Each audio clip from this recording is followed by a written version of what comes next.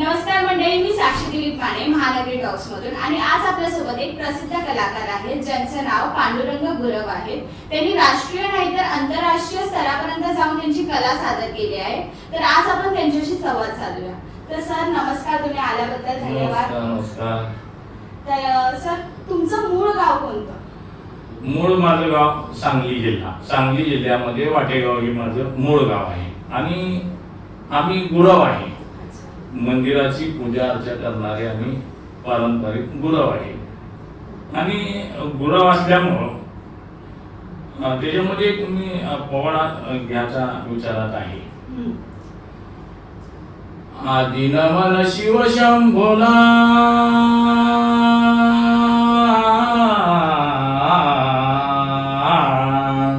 आदि नमन शिव शंभोला, वाटेश्वराला सिद्धेश्वराला या माय देवीला, अण्णाभाऊ बर्डे गुरुजीला, सांगलीला वाळवा तालुक्याला शाहीर गुरव गात पवाड्याला, गात पवाड्याला जी हाजी रे, गात पवाड्याला जी हाजी. माझं गाव वाटेगाव. ज्या गावामध्ये थोर क्रांतिकारक, देशभक्त, साहित्यिक, लोककलावंत, साधुसंत अशा वाटेगावची काय सांगू गाथा.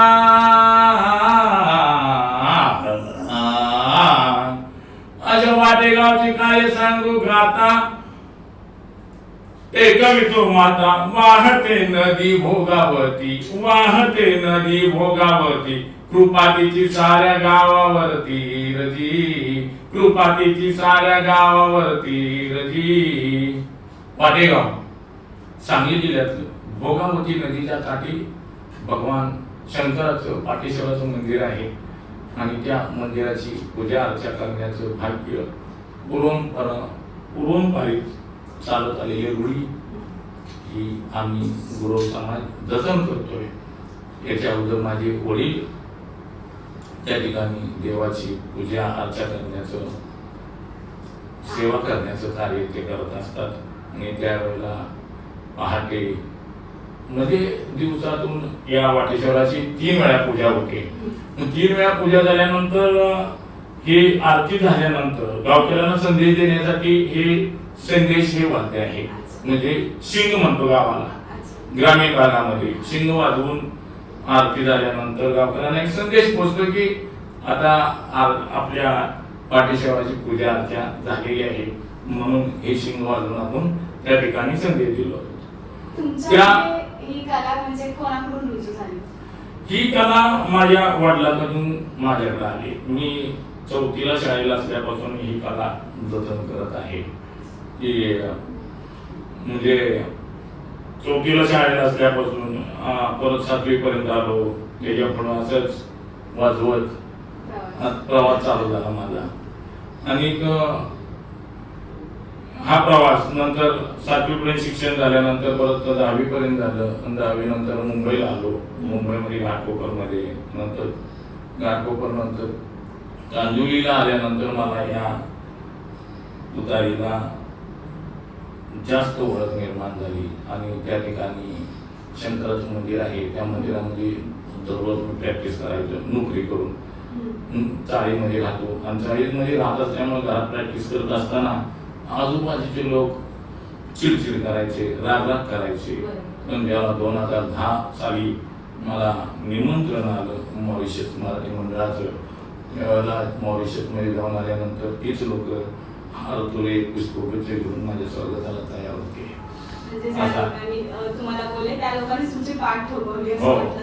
म्हणजे त्यावेळेला कौतुक केलं. अनेक चॅनलवाले येऊन माझी मुलाखत घेत होते. ही परंपरा जतन करायचं काम गेली 30-40 वर्ष झाली मी करतोय. अनेकांना याचं प्रशिक्षण देणार आहे. त्याच्यानंतर ग्रामीण भागामध्ये वाटेगाव, सातारा, कराड या भागात पण काही माझे मित्रमंडळी, सवंगडी तयार झालेले आहेत. ही परंपरा, ही कला जिवंत राहावी याच्यासाठी माझे अहोरात्र प्रयत्न चालू आहेत. सर, या वाद्याची निर्मिती कशी झाली? ह्या वाद्याची निर्मिती म्हणजे भगवान शंकरांच्या स्वयंवराच्या वेळेला, म्हणजे भगवान शंकरांचे 5 शिष्य, त्यातले शृंगी नावाचे जे शिष्य आहेत त्यावेळेला भगवान शंकरांचा आणि सतीच्या लग्नाच्या वेळेला, लग्नाचा सोहळा चालला होता त्यावेळेला शृंगी नावाच्या शिष्याने प्राण्यांच्या शिंगापासून बनवलेलं, नंदीच्या शिंगापासून बनवलेलं शिंग जे आहे त्याच्यातून एक ध्वनी निर्माण केला आणि हर हर महादेव अशी जयघोष निघाला आणि एक मंगलमय वातावरण निर्मिती झाली, आकाशातून पुष्पवृष्टी झाली आणि त्यावेळेला हा ध्वनी निर्माण झाला, शिंग वाजवण्यात आलं. तेव्हापासून आजपर्यंत लग्न कार्यामध्ये ही शिंग वाजवण्याची प्रथा सुरुवात झाली. जसं आपण ह्याला चांगल्या प्रसंगात वाजवतो तसं युद्धाच्या वेळी पण हे वाजवलं जातं. 100%. ह्याच्यामध्ये वाजवण्याच्या पद्धती वेगवेगळ्या असतात का, म्हणजे एकच आवाज एकच ध्वनी ह्याच्यातून निघते की वेगवेगळ्या प्रकारच्या ध्वनी निघतात त्याच्यातून? तसे बघायला गेलं तर भरपूर प्रकार आहेत. युद्धामध्ये वाजवतात त्याला रणशिंग वाजवलं. मर्द मावळ्यांच्या मंदिरामध्ये स्फूर्ती आणि जोश निर्माण होण्यासाठी वाघाचा काळीज असणारा रणशिंग वाजत सर्वात पुढे जाऊन जेव्हा रणशिंग गुंततो त्यावेळेला शत्रूंनी माचेत पडतो, त्यावेळेला युद्धामध्ये वाजवतात ना ते रणशिंग. मी आता तुम्हाला वाजवून दाखवतो. रणशिंग म्हणजे स्वागतासाठी वेगळं किंवा ग्रामीण भागामध्ये मंदिरात वाजवतात ते वेगळं. तर आता आपण रणशिंग ऐकूया. रणशिंग कसं वाजवतात?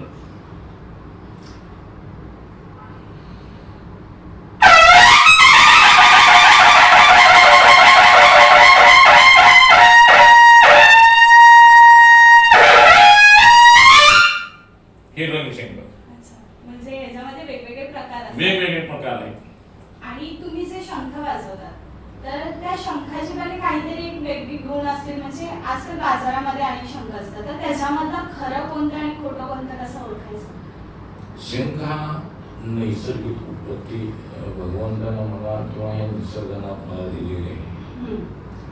शंख हा समुद्रात सापडतो. म्हणजे शंखासूर नावाचा जो राक्षस आहे त्या राक्षसानं आपले वेद पळवून तो तळाशी जाऊन जळून बसला होता आणि त्याच्यानंतर मग देवदेवतांना प्रश्न पडला की आपले वेद हरण केलेले आहेत. मग विष्णू निद्रेमध्ये होते त्यावेळेला विष्णूंना जाऊन सांगितलं की असं झालंय. मग विष्णूने त्याचा शोध घेतला आणि त्यांचा तो म्हणजे वध करणार त्यावेळेला त्यांनी सांगितलं की मला एक वर द्या की हा शंख तुम्ही मला धारण करावा. त्यावेळेला त्यांचा वध झाला आणि शंखासूर नावाच्या राक्षसाचा तिथे वध झालेला आहे. आणि तेव्हापासून म्हणजे शंख जो आहे 14 रत्न म्हटलं जाते याला आणि हा समुद्रात सापडतो आणि याला ओळखायला कसा? आता प्लास्टिकचे पण शंख बाजारामध्ये आलेले आहे. तर नैसर्गिक शंख हा दगडासारखा आकार आहे एकदम, त्याला फिनिशिंग वगैरे काही सुद्धा नाहीये. हा शंख जाड असतो आणि प्लॅस्टिकचा असतो, तो सहज आहे, हलका असणार आहे असा हा शंख. आणि शंख वाजवल्यामुळं प्राणायाम परत आता तुम्ही बघता ऑक्सिजन कमी पडतोय, फुगा डॉक्टर सांगताय याची गरज नाही आहे. अतिशय म्हणजे 1000-1500 रुपये याची किंमत आहे. याच्यातून प्राणायाम होतो, याच्यातून फुफ्फुस मजबूत होतं, हार्ट अटॅक किंवा बऱ्याच विधी नाहीशा होतात शरीरातल्या. याच्यातून पाणी जरी तुम्ही प्राशन केलं रात्री ठेवून सकाळी तर त्याचा सुद्धा चांगला फायदा होतो. आरतीच्या शंख कधी वाजवायचा? आरतीच्या अगोदर, म्हणजे आरतीला ज्याला आपण सुरुवात करणार आहे त्यावेळेला आरतीच्या मध्यांतरी म्हणजे ज्याला शेवट होणार आहे हरे कृष्ण हरे राम राम राम हरे हरे, हरे कृष्ण कृष्ण कृष्ण हरे हरे, त्यावेळेला शंखनाद होणार. आणि लास्टला एकदम शेवटला 3 वेळा शंखनाद होईल. ज्यावेळेला 3रा शंखनाद होईल त्यावेळेला दत्त दत्त दत्त असं करून 3 वेळा करून शंख सोडवायचा, सोडून द्यायचा. म्हणजे ओम म्हणतो आपण, जसं ज्या पद्धतीने ओम म्हणतो तसं हे शंख वाजवताना सुरुवात ओम न झाली पाहिजे. याच्यातून सुरू म्हणजे 4 तास घ्यायचा आहे. ओम कसं म्हणतो आपण? ओम असा या शंखातून सुद्धा ध्वनी ओमचा आला पाहिजे. असा हा शंख आहे. तुम्ही एखादी कलाकृती अशी सादर करून दाखवाल का आमच्या प्रेक्षकांना? नक्कीच.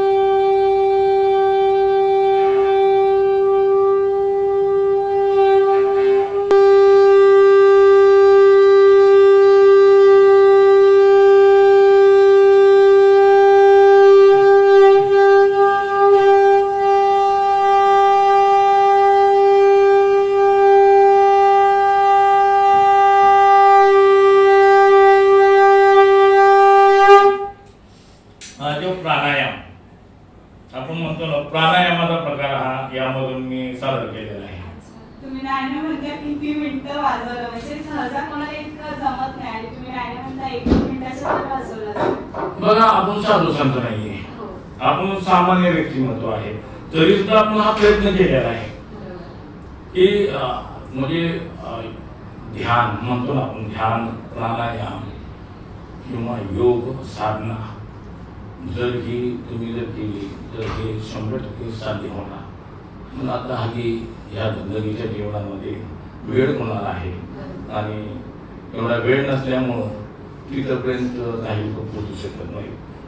ही जर कला इथंपर्यंत आपल्याला रुजवायची असेल तर खरंच खूप मेहनत करावी लागेल आणि खूप म्हणजे अजूनही आपण 4.5 मिनिटापर्यंत शंकरनाथ आता करू शकतो. तुमचा कितीचा रेकॉर्ड आहे, म्हणजे तुम्ही किती वेळ वाजवू शकता? मग आतापर्यंत आपण 4.5 मिनिटं शंकरनाथ केलेलं आहे. पण भविष्यकाळामध्ये वर्ष 2 वर्षात आपण 10 मिनिटापर्यंत 100% आपण वाजवणार आणि ईश्वर आहे तो करून घेणार. मी माझा प्रयत्न सोडणार नाही, म्हणून म्हणजे माझा प्रयत्न आहे. तसंच प्रत्येकाचं कोण ना कोणतरी रोल मॉडेल असतं की मला ह्याच्या इतकं असं बनायचं आहे, तर तसं तुमचं कोण असं आहे का? 100% खूप लोक आहेत, आपण प्रशिक्षण दिलेले लोक आहेत. सगळ्यांना वाटतं की मला अरे यांच्यापेक्षा जास्त वाजवायला म्हणजे. बघा, मी 2010 साली बाजारामध्ये सिद्धिविनायक न्यास मंदिरातर्फे मला तुतारीची संधी मिळाली होती आणि त्यावेळेला विश्व हिंदू परिषद या विश्वात म्हणून बांधलेला जवळजवळ 2 कोटी जनतेच्या समोर शंकराचार्य वगैरे एवढे मोठे संत व्यासपीठावर बसले होते आणि पहिली सुरुवात माझ्या तुतारीनं झाली. मी तुतारी वाजवली आणि खाली आलो. तोपर्यंत असे एक महान व्यक्तिमत्व आलं, धोतर पंचा, आंघोळ करून अशी दाढी, केस लांब आणि आता पाय पुढे ठेवून शंख वाजवायची सुरुवात केली. गणेशपुरी महाराजांनी जवळजवळ 2 मिनिटे शंकरात केला. सगळ्या पब्लिकनं 2 लाख पब्लिकनं उठून टाळ्या वाजवल्या. शंकराचार्य घेऊन गळ्यामध्ये हार घातला त्यांच्या आणि त्यांचा सन्मान केला. त्यावेळेला त्यांच्या खाली आल्यानंतर मी दर्शन घेतलं आणि महाराजांना म्हणलं, महाराज मला इथंपर्यंत पोहोचता येईल का? ही पाठी थाप मारली आणि म्हणलं मोबाईल नंबर मला द्या. तर म्हणले मी मोबाईल वापरत नाही, हा नंबर घ्या. कधीतरी आपली मी कधीतरी फ्री असेल किंवा 10-15 वेळा फोन केल्यानंतर मी आपण भेटायची संधी देईन, मग बघूया आपण. पण तसं काही वाटलं नाही. 2 महिन्यामध्ये माझे एक मित्र भवन वापरे म्हणून मला भेटले, कांदिवलीचे रिलायन्समध्ये अधिकारी आहे आणि भीमाशंकरला मला बदरवाडीला साबळे महाराज आणि सदानंद बाबा म्हणून महाराज आहेत बदरवाडीला. भीमाशंकर गणेश घाटातून चालू गेल्यानंतर साबळे महाराज त्या ठिकाणी असत. महाराजांच्या तिथे राहिल्यानंतर शंखाची विद्या मनामध्ये ठरवलं की नाही, मी 2 मिनिटं शंख वाजवल्याशिवाय किंवा 1 मिनिट शंख वाजवल्याशिवाय मी स्तब्ध बसणार नाही. कारण यूट्यूब वगैरे त्याला नव्हतं, मला माहितीच नाही एवढा वेळ शंखनाद होतो. मी साक्षात तो पाहिला आणि भीमाशंकरच्या जंगलामध्ये मी 5-5 दिवस जाऊन बसून त्या ठिकाणी पहिले 10 सेकंद, 20 सेकंद, अर्धा मिनिट, 1 मिनिट, 2 मिनिटाचा शंखनाद झाला. मी प्रसन्न झालो आणि मी ठरवलं की नाही, आता मला वाजणार 4 मिनिटं काय 10 मिनिटं वाजणार. ही साधना मी भीमाशंकरच्या कोटीमध्ये शंकरामध्ये किती वर्षाची म्हणायची, किती दिवसाची साधना होती, म्हणजे किती दिवसात शिकला तुम्ही? बघा, म्हणजे आज 25 ते 30-40 वर्ष झालं मी ही साधना करतोय. म्हणजे ही तुतारी, ही पहिली ओळख आहे शिंग, तुतारी आणि रणशिंग, ही ओळख आहे. त्याच्यानंतर माझ्याला हा शंख आला.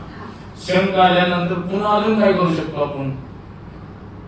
जे अभिनेत्री वर्षा गावकरनी ज्याला माझी सह्याद्रीवर तुला म्युझिक मस्ती गप्पा मी ज्याला मुलाखत घेतली त्यावेळेला म्हणले की अजून काय, म्हणजे कमीत कमी मला 5 वाद्य वाजवता आली पाहिजे. म्हणून मी शंख वाजवा शिकलो. पुन्हा नंतर पाईप वाजवून शंखनाद करण्याचा प्रयत्न केला.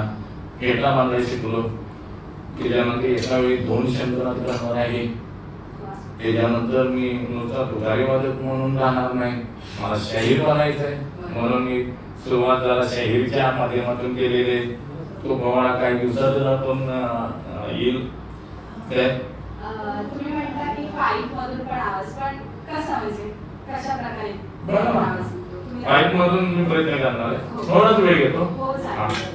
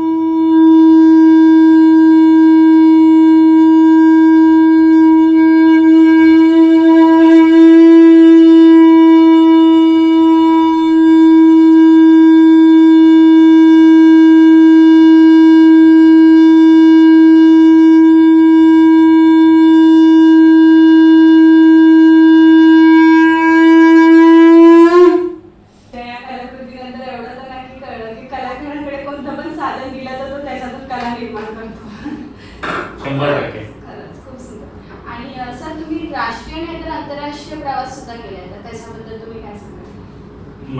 2010 साली कॉमनवेल्थ गेम मध्ये आपण प्रतिनिधित्व पण केलं महाराष्ट्राचं आणि कलाकारांना जवळजवळ 50-55 कलाकारांचं प्रतिनिधित्व केलं. 41 दिवस मिलिटरीच्या ग्राउंडवर राहून त्याच्यानंतर तिथं स्वतः तुतारी वादन केलेलं आहे.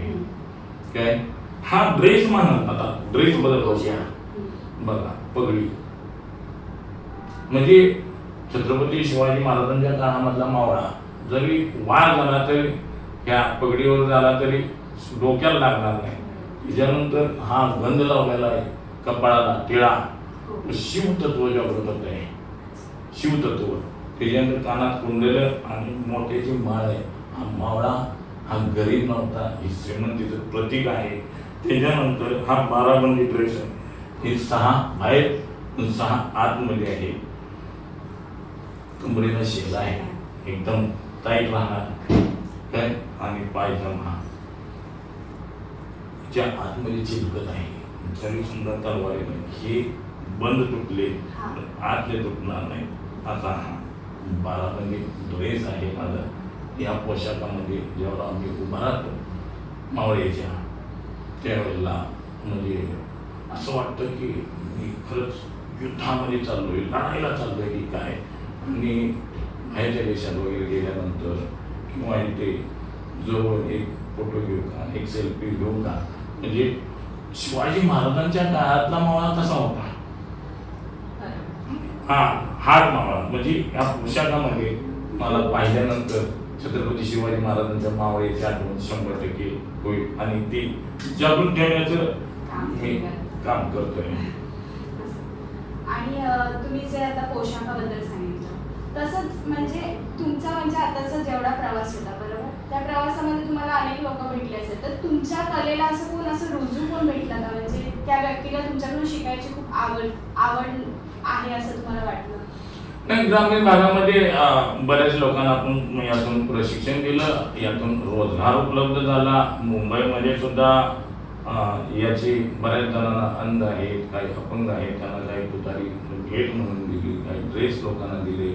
काही आर्थिक परिस्थिती त्यांची नव्हती किंवा आज मी हॉटेल कला कॉलेज सांताक्रूजला वाकोला ब्रिजला कला शिक्षक म्हणून त्या प्रिन्सिपल नीता मॅडम म्हणून आहेत, नीता पाटारी, त्यांनी माझ्या कॉलेजवर या पॉयसॉई ठेवायची मुलं मुलींना तुतारी, शंख, लिजिंग, दानपट्टा, मर्दानी खेळ शिकवण्यासाठी मला एक आठवड्यातून 2 दिवस वेळ देऊन काही मानधन घेऊन मला त्या ठिकाणी कला जतन करण्यासाठी मला एक फार मोठं व्यासपीठ मला मिळालेलं आहे.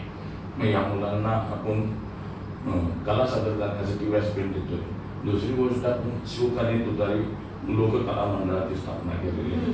ही मंडळ जी आहे काळाकाळातील जे कलावंत आहे त्यांच्याकडे कला आहे, व्यासपीठ मिळणं खूप मुश्किल आहे. आता गावची लोक मुंबईला येणार नाही, उदाहरणार्थ बाळासाहेब ठाकरेंच्या समोर वाजवायचं, शरद पवार साहेबांच्या पुढं वाजवायचं, तेवढं झालं साधलं पाहिजे. लाखो लोक पुढं उभं आहेत आणि त्यावेळेला वाजवायचं म्हटल्यानंतर मनामध्ये पायथं थर कापतात. मग जेव्हा बाळासाहेब जेव्हा भाषणासाठी उभा राहतील तेव्हा त्यांच्या समोर जाऊन जेव्हा रणसिंग फुंकल्यानंतर टाळ्यांचा कडकडाट होतो. स्वतः बाळासाहेब ठाकरेंनी, शरद पवार साहेबांनी, अशा बऱ्याच महान डॉक्टर APJ अब्दुल कलाम साहेबांनी तरी आमच्या तुतारीला सलाम केलेला आहे. हो, हे ऐकलंय. आणि ही तुतारी आपल्या महाराष्ट्रात नाही, भारतात नाही तर अमेरिका 2013ला अमेरिकामध्ये टाइम्सवर न्यूयॉर्कमध्ये दिवाळीला, 2014मध्ये टाइम्सवरलाच दुसऱ्या वर्षी दिवाळी त्यावेळेला माझा महाराष्ट्र शासनातर्फे पर्यटन मंत्री छगन भुजबळ साहेब यांनी माझा मरीन हॉटेलमध्ये मानपत्र सन्मानपत्र देऊन माझा सन्मान केलेला आहे. की आंतरराष्ट्रीय लेवलला म्हणजे अमेरिकेसारख्या शहरामध्ये जाऊन सामान्य कलावंत ग्रामीण भागातला उतरू शकत नाही, पण कला या कलेनं म्हणजे ही शिंग आहे, गुरुवाचा आहे. गुरव शिंग 7 मध्ये याचा आकडा 7 तयार होतोय. 7 आकडा म्हणजे शी इंग्लिशमध्ये. तर हे ह्या शिंगान मला जग गावलंय आणि मी पूर्ण जग फिरलो. 2015मध्ये व्यासंग विद्यापीठामध्ये डॉक्टर बाबासाहेब आंबेडकरांच्या पूर्ण आकृती पुतळ्याच्या अनावरणाप्रसंगी आपले महाराष्ट्राचे विद्यमान मुख्यमंत्री देवेंद्र फडणवीस साहेब, सुभाष देसाई साहेब वगैरे असे यांच्याबरोबर मला त्या ठिकाणी तुतारीसाठी मला संधी मिळाली. जपानमध्ये किंवा त्या ठिकाणी मला शहर ते पाहता आलं आणि मला कलिया सादर करण्याचं व्यासपीठ दिलं फेटा बांधला त्या ठिकाणी. त्याच्यानंतर दुबईमध्ये आम्ही 2 वेळा गेलो. डॉक्टर धनंजय दाता मसाला किंग यांनी तळागाळातला कलाकार म्हणजे मोठी व्यक्ती आहे, उद्योगपती खूप महान व्यक्ती आहे, पण सामान्य माणसाकडे पाहताना त्याची नजर खरंच सामान्य आहे का? पण मी म्हणतो तो सामान्य म्हणजे असामान्य व्यक्ती ग्रामीण भागातल्या कलाकारांना आमच्या सांगलीकडचे जे आहेत कराडते कृष्ण गुरव कारवे गाव आहे, परत रत्नदीप गुरव कुंडाळे म्हणून आहेत, याच्यात कला माझा मुलगा प्रणव गुरव म्हणजे अशांना मी विमानानं दुबईला प्रवास झाला 2 वेळा. म्हणजे कलेला व्यासपीठ मिळालं. आंतरराष्ट्रीय लेवलला ग्रामीण भागात मी कला पोचली. म्हणजे तुमचं असं म्हणायला गेलं तर तुमच्या या कलेने तुमचा पूर्ण प्रवास घडवला जगाचा. 100%. तसंच सर तुम्ही आता बऱ्याच जणांना शिकवता सुद्धा असं म्हटलं, तर मग आजची पिढी ह्याच्यामध्ये इंटरेस्ट दाखवते? नाही, आजची पिढी इंटरेस्ट दाखवते म्हणजे कलेकडे वळते. ही कलायुग आहे 100%. पण माझं मत असं आहे की ही घेत असताना तुम्ही जे शिक्षण घेत आहे, शिक्षण ही वाघिणीचं दूध आहे, हे पूर्ण घ्या आणि याच्याकडे पहा. मग कला, हा कला पण शिका, पण उद्योग म्हणून शिका. कला तर आलीच पाहिजे, जतन केलीच पाहिजे, हे आपला धर्म आहे. आणि उद्योग करायला शिका. याच्यावर मला मी उदाहरण दिलं झेंड्याचं. त्याच्यानंतर निर्व्यसनी राहा.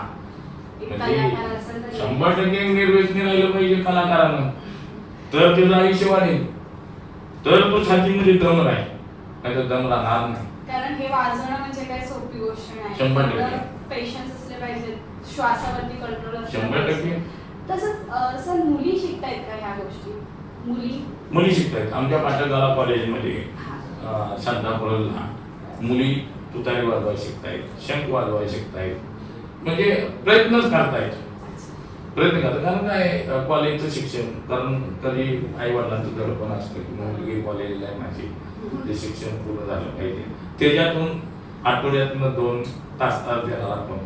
त्याच्यातून म्हणजे हे शिकायचं असेल तर आपल्याला भरपूर वेळ दिला पाहिजे, रुजू झालं पाहिजे. म्हणजे अभ्यास पण झाला पाहिजे.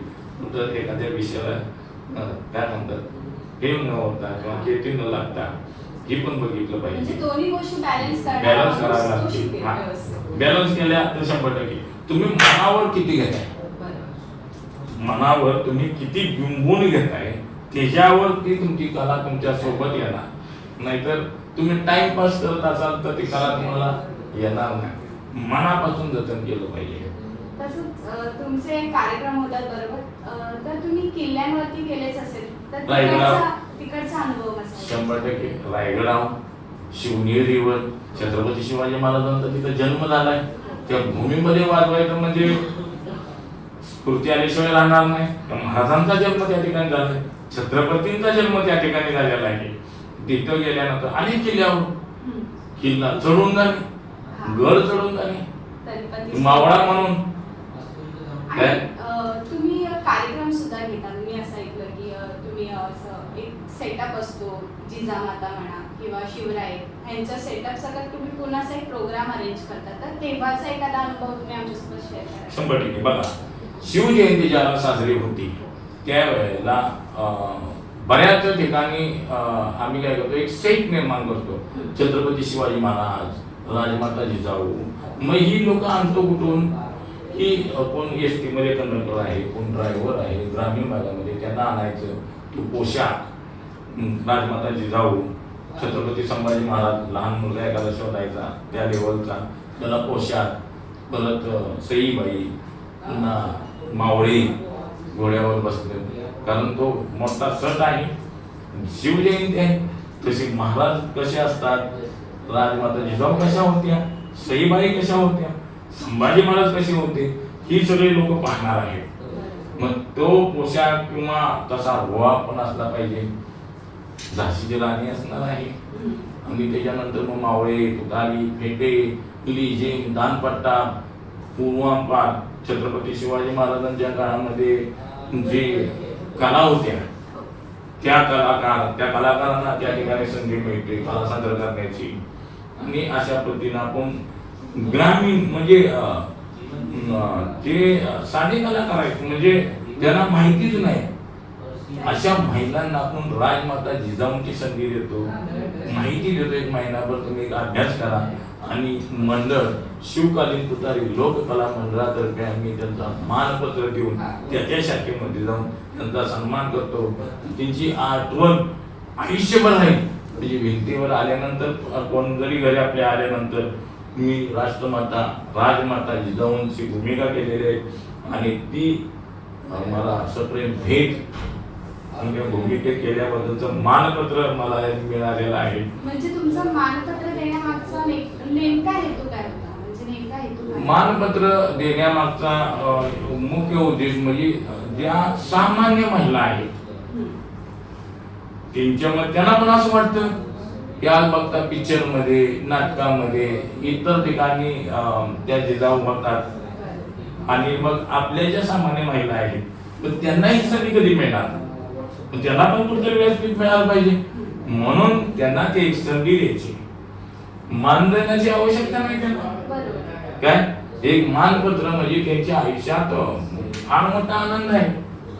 तो म्हणजे असा आनंद आहे की तो म्हणजे त्याचं हेच करू शकत शब्दात मांडता येणार नाही. म्हणजे पुरावा आहे किंवा तिथे त्या ठिकाणी म्हणजे शिवजयंती म्हणजे शिवाजी महाराजांचंच कार्यकाळ आहे तो शिवजयंती दिवशी आणि त्यामध्ये त्यांना संधी मिळते. किती परम भाग्य असेल, म्हणजे पूर्वी जन्माचं काहीतरी नक्कीच असल्याशिवाय हे अशक्य आहे. तसंच तुमच्या नंतर आता घरात कोणी कला रुजू कोणामध्ये झाली आहे तुमच्या मुलांमध्ये वगैरे? बघा, मी मुलांना पहिलं शिक्षण दिलं. शिक्षण मी पहिलंच म्हणलं की शिक्षण हे वाघिणीचं दूध आहे. माझा मोठा मुलगा जो आहे तो आज इंजिनियर झालेला आहे. एका वेळेला त्यानं 2 डिग्री घेऊन पुढे शिक्षण घेऊन आज कॅप्सूल ACG कॅप्सूल कांदिवलीमध्ये प्रोडक्शन सुपरवायझर म्हणून नोकरीला आहे. म्हणजे उच्च दर्जाचे शिक्षण आहे.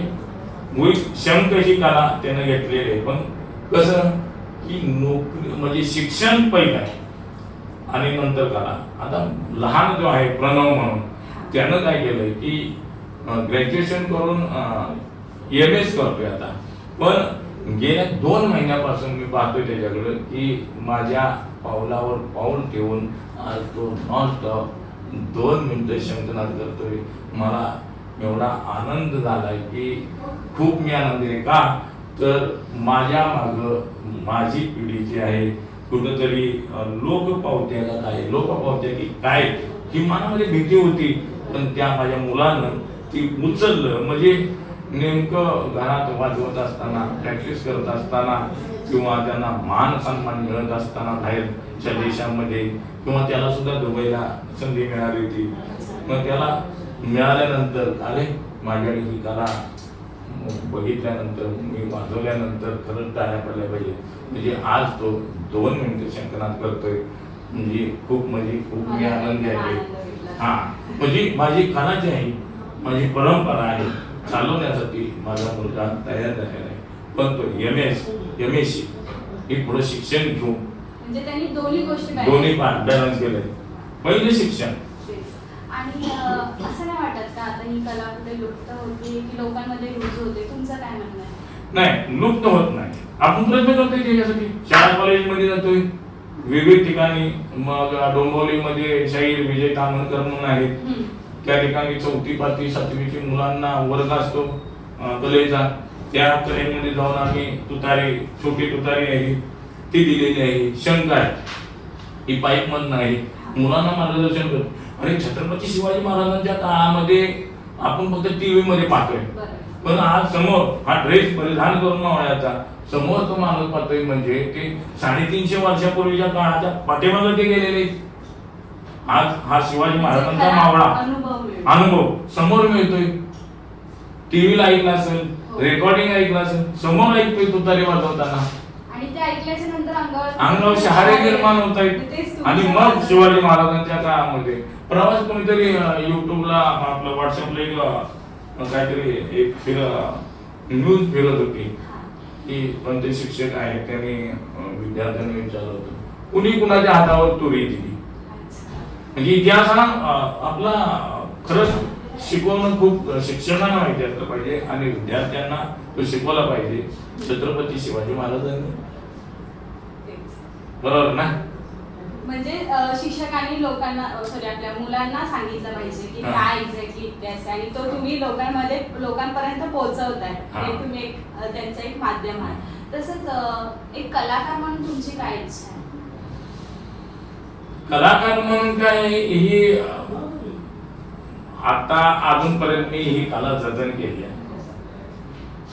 कलाकार म्हणून काय आहे की निर्व्यसनी बनावं कलाकाराला, ही माझी मनापासून तळमळीची इच्छा आहे माझी. कलाकार म्हटल्यानंतर त्यांनी स्वाभिमानी जीवन जगावं, आनंदी लाईफ जगावं आणि समाधानी असावं. कलाकाराला समाधानी असलं पाहिजे. आणि पुढे जाण्यासाठी किंवा तुम्हाला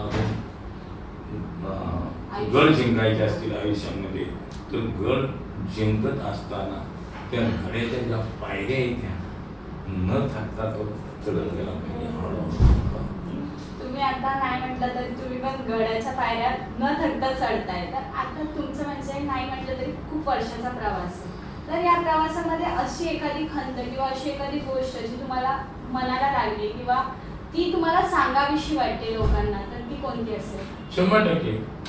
आणि महाराष्ट्र शासनाचं कला आम्ही जतन करतोय गेली 25 ते 40 वर्ष झाली.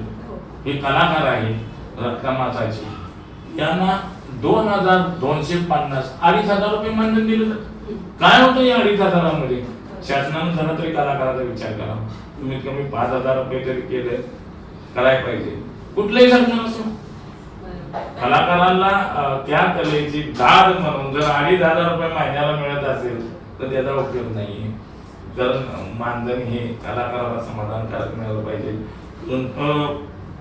ब आणि क 3 दर्जाचं बचं पण मानधन वाढलं पाहिजे, बचं वाढलं पाहिजे. जसं तशी ती कला लोकांमध्ये जास्त रुजू होईल. 100% कला जतन करते. जर आपण त्या कलेला वावच दिला नाही, त्या कलेला जर आपणाला सन्मानच दिला नाही तर तुम्ही वय झाल्यानंतर कधी 7व्या वर्षानंतर तुम्ही पुरस्कार देणार. त्याला जिवंत आहे तेव्हा पुरस्कार द्या की, जिवंत आहे तेव्हा त्याचं कौतुक करा. मिळाल्यानंतर मग पद्म आणि राष्ट्रपतीचा सन्मान कशाला पाहिजे?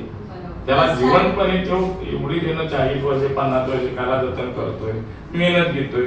आणि मुशांतरांना ते म्हातारा झाल्यानंतर वय झाल्यानंतर तुमचं अजून वय बसत नाही. तसंच तुम्ही एक शेवटचं आमच्या प्रेक्षकांना काय सांगाल?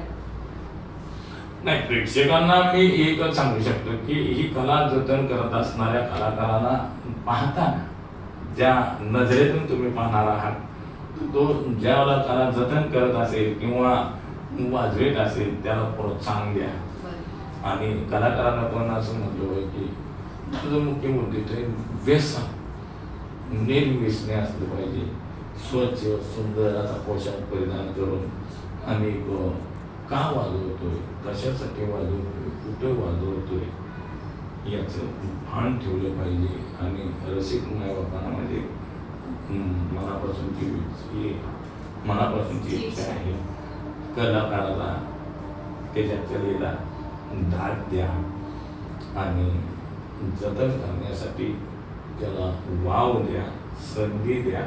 मग फेटा असेल, तुतारी असेल, लिजिम असेल, दानपट्टा असेल, खूप कला आहे त्या पुराणातल्या.